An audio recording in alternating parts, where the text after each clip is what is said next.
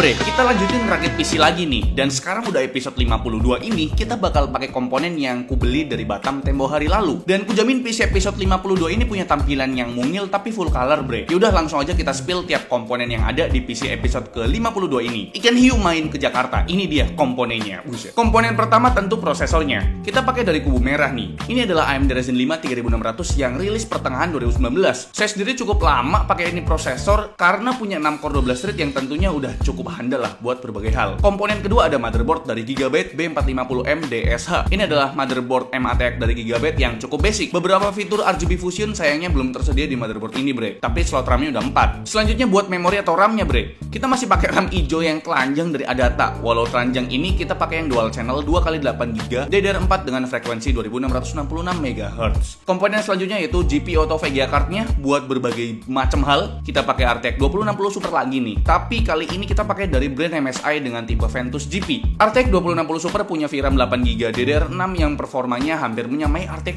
3060 loh bre. Nanti kita lihat dah performa gamingnya kayak gimana. Soal storage-nya kita udah pakai NVMe SSD dari brand HP EX950 berkapasitas 512GB PCIe Gen 3. Buat CPU coolernya kita pakai air cooler ganteng dari GameX juga. Ini adalah GameX Gamma 600. Gamma 600 ini sanggup menjalankan CPU high-end dengan TDP hingga 230 watt. Buat tingginya sekitar 160 mm dan buat bobotnya cukup berat bre, sekitar 910 gram. CPU cooler ini berjenis tower yang menggunakan single tower dan diapit dengan dua kipas berdiameter 120 mm. Yang bikin ganteng sih cover yang menyelimuti keseluruhan heatsink dan fan-nya bre. Finishingnya hitam doff dan pakai bahan plastik yang cukup solid. Di bagian top covernya ada emboss logo GameX yang dihiasi dengan list RGB. Di kedua sisi covernya juga ada 9 baris kisi-kisi yang bakal memancarkan nyala RGB juga. Dan buat kipasnya udah pasti ARGB bre. Punya fan speed dinamis antara 1000 sampai 2000 RPM. GameX Gamma 600 ini punya 6 buah heat pipe berbahan tembaga. Heat spreadernya juga udah pasti berbahan tembaga. Kalian tahu kan kalau tembaga tuh penghantar panas terbaik nomor 2 setelah perak. Buat kompatibilitas soketnya sayang banget nih belum support LIA 1700 atau Generation 12 dari Intel. Buat soket lain kalian bisa lihat di sini ya. Buat case-nya, kita pakai case MATX aja sesuai sama motherboard-nya. Ini adalah GameX Spark. Dimensi case ini cukup ringkas bre. Panjangnya 40 cm kali lebar 20 cm dengan ketinggian 33 cm. GameX Spark akan tersedia dalam 3 SKU berdasarkan tema warnanya. Ada yang hitam, putih, dan abu-abu seperti unit tes kita kali ini. Kalau tampilan depannya clean banget dan pakai material metal. Ada I/O panel di bagian kanan bawah, mulai dari power button, port jack audio, terus ada port Type-C dan port USB 3. Buat kedua side panelnya pakai tempered glass tebal 3 mm bre. Yang kiri punya tampilan transparan, sedangkan yang kanan full hitam. Sisi atasnya berupa grill atau kisi-kisi yang lubangnya cukup lebar. Tentu tujuannya buat airflow karena sisi depannya rapat. Buat spesifikasi teknisnya, casing ini cuma bisa menampung motherboard dengan form factor MATX dan ITX aja bre. Walau kelihatan sempit, VGA clearance-nya cukup lapang loh, sekitar 355 cm. Buat VGA triple fan aman enjoy sih harusnya. Terus kalau CPU clearance-nya sekitar 168 cm. Masih aman enjoy lah buat dipakein air cooler berjenis tower. Ngomongin airflow-nya, di top panel bisa muat 2 fan 120 mm ataupun radiator 240 mm. Kalau di panel belakang bisa muat 1 fan 100 mm ataupun radiator 120 mm. Dan di panel bawah bisa muat 3 fan 120 mm tapi support radiatornya cuma 240 mm aja bre. Soal penempatan storage-nya cukup melimpah, terutama buat harddisk 2,5 inci atau SSD SATA. Bisa muat 4 unit. Kalau masih pakai harddisk 3,5 inci, masih bisa 1 unit bre. Oh iya, ada yang unik dari GameX Spark ini, yaitu penempatan power supply-nya. Kalau di casing pada umumnya kan biasanya di bawah belakang, atau kalau di atas juga tetap di belakang. Nah, kalau di casing ini, posisinya tuh di atas depan bre. Udah gitu, yang lebih unik lagi, posisi power supply-nya bakal vertikal. Jadi kalau kalian pakai PSU yang fan-nya nyala RGB, bisa diarahin ke belakang biar jeroan PC-nya makin colorful. Buat kabel powernya, dari sisi belakang case, disediakan kabel power yang bakal nyambung ke power supply-nya.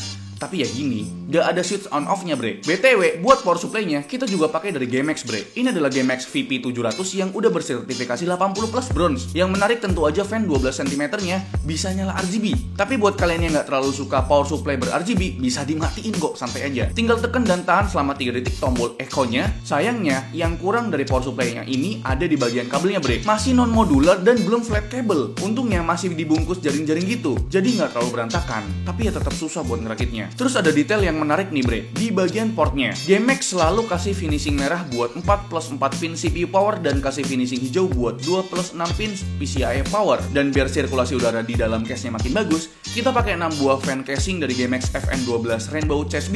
Ini adalah fan dengan diameter 12 cm yang punya 9 buah baling-baling. Walaupun namanya Rainbow, fan casing ini udah support ARGB bre. Sayangnya motherboard yang kita pakai belum ada fitur ARGB-nya nih. Maklum bre, motherboard basic. Tapi GameX ngasih sejenis controller buat ngeganti warna dan mode dari ya warna RGB-nya itu. Selanjutnya kita bakal bahas mengenai performa PC ini. Buat performa prosesor yang udah berusia 3 tahunan ini, seperti biasa kita tes konsistensi pakai software Cinebench R15 dan Cinebench R20. Di Cinebench R15, multicore-nya cukup stabil di angka 1470-an ke atas, cuma sedikit miss di pengetesan ketiga. Kalau di Cinebench R20, malah titik puncaknya ada di pengetesan ketiga yang dapat skor multicore di 3362 poin. Tentu kestabilan performa dari Ryzen 5 3600 ini gak terlepas dari cooling GameX Gamma 600 yang sebenarnya sanggup ngangkat performa prosesor dengan TDP up to 230 watt. Buat Ryzen 5 3600 mah enteng. Lanjut ke performa VGA card-nya, yaitu MSI GeForce RTX 2060 Super yang punya VRAM 8GB DDR6.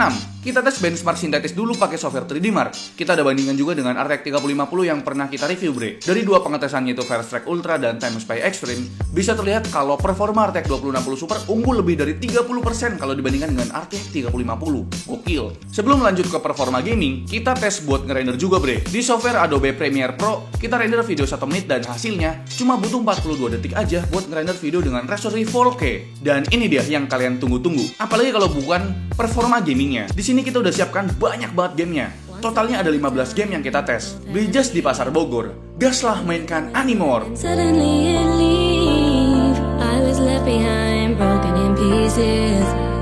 Then you'd reappear. Sometimes we all feel a little afraid. We don't put our emotions on display. But I've gotta be strong. And I don't wanna know if you feel it too.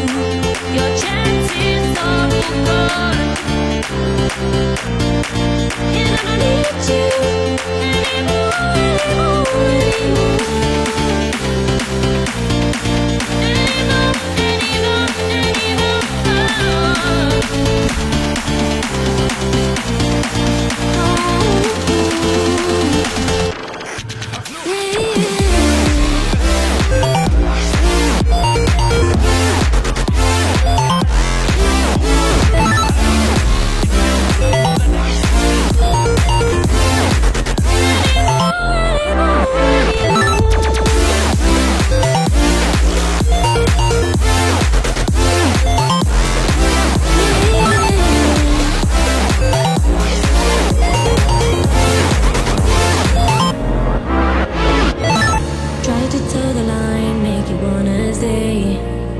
Asking myself why you keep going away. Don't want more goodbyes, so I've gotta say that although I've tried, sometimes we all feel a little unsure. We don't really know what we're here for, but I've got to move on. And I don't wanna know if you feel it too. Your chances are gone. And I don't need you anymore.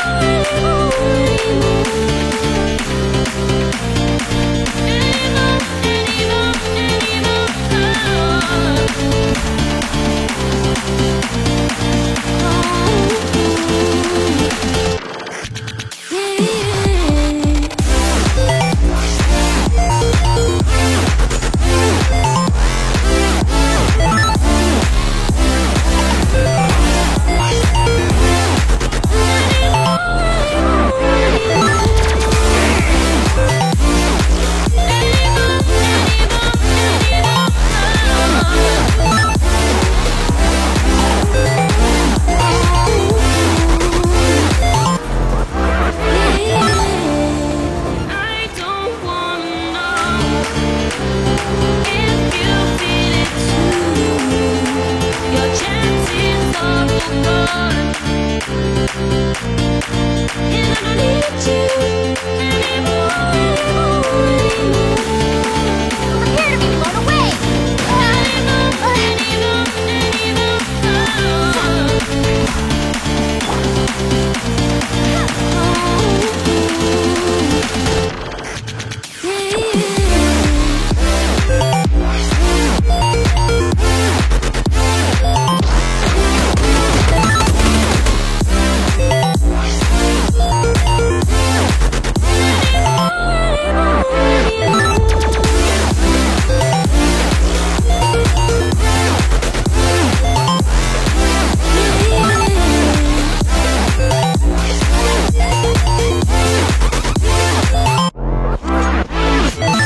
Try to toe the line, make you wanna stay. Asking myself why you keep going away. Don't want more goodbyes, so I gotta say that although I try, sometimes we all feel a little unsure. We don't really know what we're here for, but I got to move on. I don't wanna know if you feel it too. Your chances are gone, and I don't need you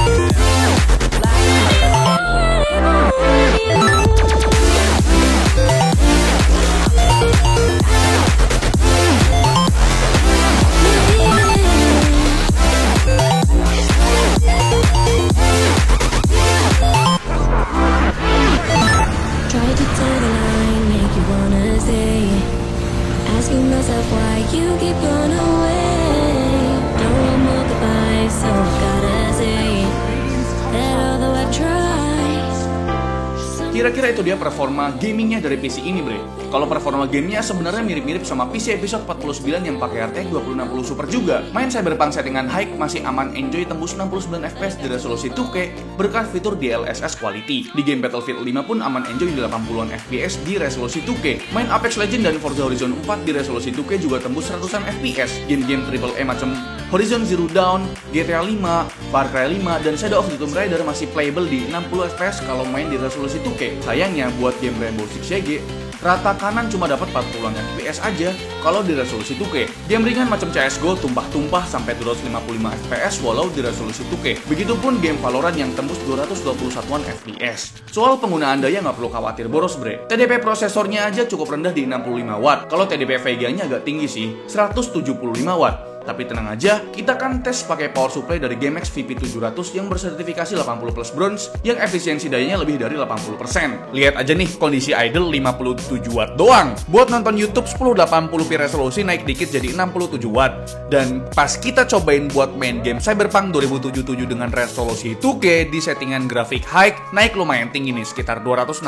watt. Dan buat penggunaan daya pas lagi bener-bener full loadnya, kita cobain stress test pakai AIDA 64 Extreme, total penggunaan daya PC ini sekitar 277 watt. Nggak sampai 300 watt kok. Terakhir ngomongin soal suhunya, bre. Kita tes di ruangan menggunakan AC dengan suhu 26 derajat Celcius dalam keadaan casing tertutup ya. Semua kondisinya auto dari mulai fan prosesor dan juga fan VGA card. Suhu idle VGA-nya ada di 33,8 derajat Celcius, sedangkan suhu maksimumnya berada di angka 74 derajat Celcius dengan fan speed 64%. Untuk 2060 Super, ini bener-bener adem banget. Sedangkan untuk suhu idle prosesor di angka 38 derajat Celcius dan suhu maksimum prosesornya dalam pengujian Cinebench R20 menyentuh angka 82 derajat Celcius. Ini angka yang cukup wajar karena voltase di 1,3 volt dan dalam keadaan full load. Ini jarang banget ditemuin kok, suhu 80 derajat. Dan itu dia bre, rakitan PC di episode ke-52 ini. Untuk total harga merakit PC ini saya taruh di deskripsi video ini ya. Kalian jangan lupa cek tuh deskripsinya. Dari mulai harga tiap komponennya dan juga link tiap produknya bre. Itu aja video dari saya, semoga kalian suka. Like video ini kalau kalian suka, dislike kalau saya jelek, dan sampai jumpa di lain video rakitan PC episode selanjutnya. Dadah!